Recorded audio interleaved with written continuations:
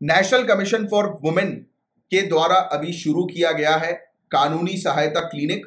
तो इसी के बारे में हम लोग डिस्कस करेंगे, लीगल एड क्लिनिक के बारे में।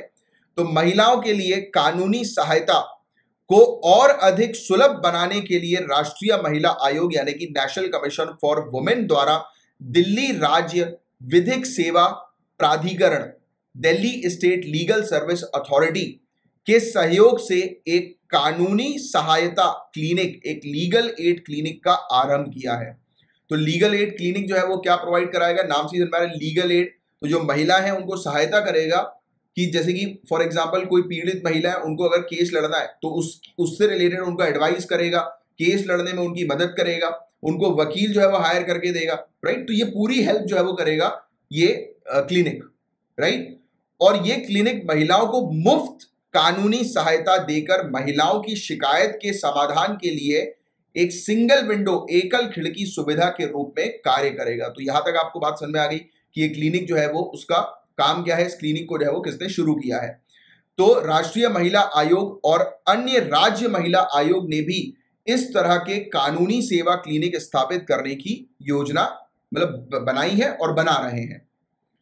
अब इस लीगल एड क्लिनिक की बात करें तो कॉन्सेप्ट आपका क्लियर है। लीगल एड क्लिनिक क्या है, तो काउंसलिंग प्रोवाइड कराएगा, जो भी महिला आती है कंप्लेन करने, वॉक इन कंप्लेंट जो है वो लेगा, राइट। और जो भी महिला जो है वो डिस्ट्रेस पे है, पीड़ित है, किसी प्रकार के दबाव में है, तो उनको लीगल असिस्टेंस प्रोवाइड कराएगा, उनको एडवाइस देगा, उनको इन्फॉर्मेशन देगा वेरियस स्कीम से रिलेटेड, जो नालसा की हमें देखने को मिलती है, नेशनल लीगल सर्विस अथॉरिटी की या Delhi state legal service authority की, राइट। और असिस्टेंस प्रोवाइड कराएगा महिला जन सुनवाई में, फ्री लीगल एड, फ्री में जो है वो सहायता प्रोवाइड कराएगा, राइट, लीगल सहायता।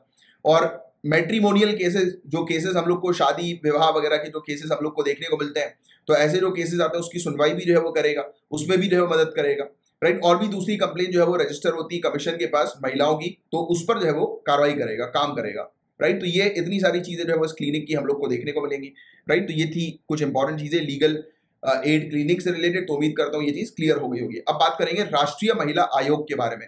तो ये सेटअप हुई थी 1992 में नेशनल कमीशन एक्ट के तहत।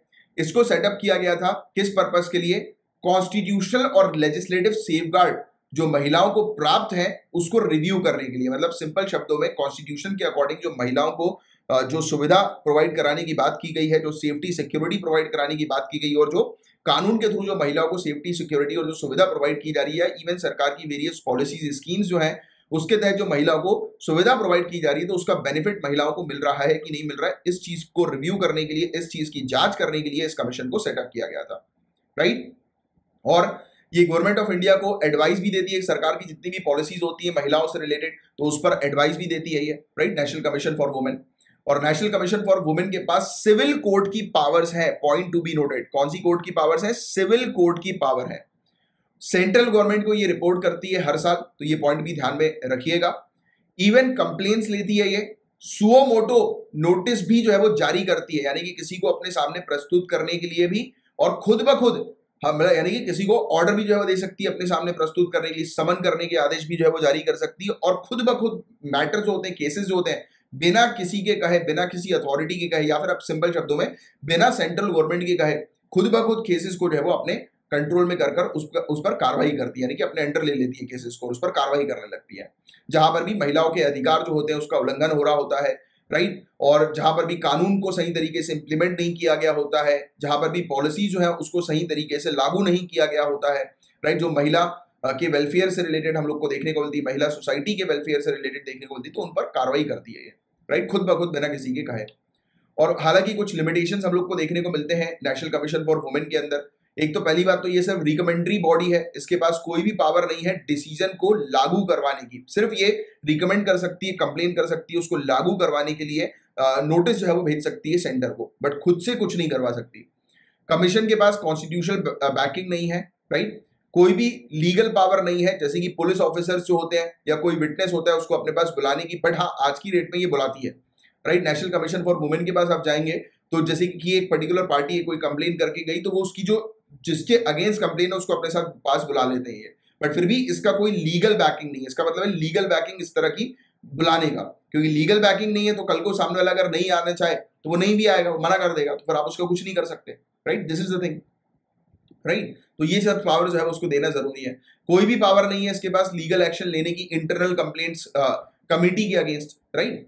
तो ये चीज हम लोग को देखने को मिलती है। फाइनेंशियल असिस्टेंस वेरी इंपॉर्टेंट, आपने पैसा ही नहीं दिया तो ऑब्वियस ही बात है कि अपनी पैसा नहीं होगा, फंडिंग नहीं होगी तो पूरी फुल फ्लैश तरीके से, फुल पोटेंशियल से जो है ऑपरेट नहीं कर पाएगी। ये सबसे बड़ी दिक्कत होती है। जो भी कमिटीज होती हैं, ऑर्गेनाइजेशन जो बनते हैं, फोरम्स जो सेटअप होते हैं, अगर आप उसमें फंडिंग नहीं करोगे, पैसा नहीं दोगे तो फुल पोटेंशियल से ऑपरेट ही नहीं कर पाएंगे। सेम चीज इसके साथ भी यही है, राइट। और ये अपने खुद के मेंबर्स भी जो है वो चूज नहीं कर सकती, ये पावर भी इसके पास जो है वो नहीं है। पावर जो है मेंबर्स को सिलेक्ट करने की यूनियन गवर्नमेंट के पास हम लोग को देखने को मिलती है। इसलिए पॉलिटिकल इंटरफेरेंस भी हम लोग को वेरियस लेवल पर देखने को मिलता है। तो ये सब चीजें हैं नेशनल कमीशन फॉर वुमेन के लिमिटेशन के अंदर, नेशनल कमीशन फॉर वुमेन के बारे में, और हमने डिस्कस किया लीगल एड क्लिनिक के बारे में। तो उम्मीद करता हूँ पूरी चीज क्रिस्टल क्लियर हो गई होगी आपको।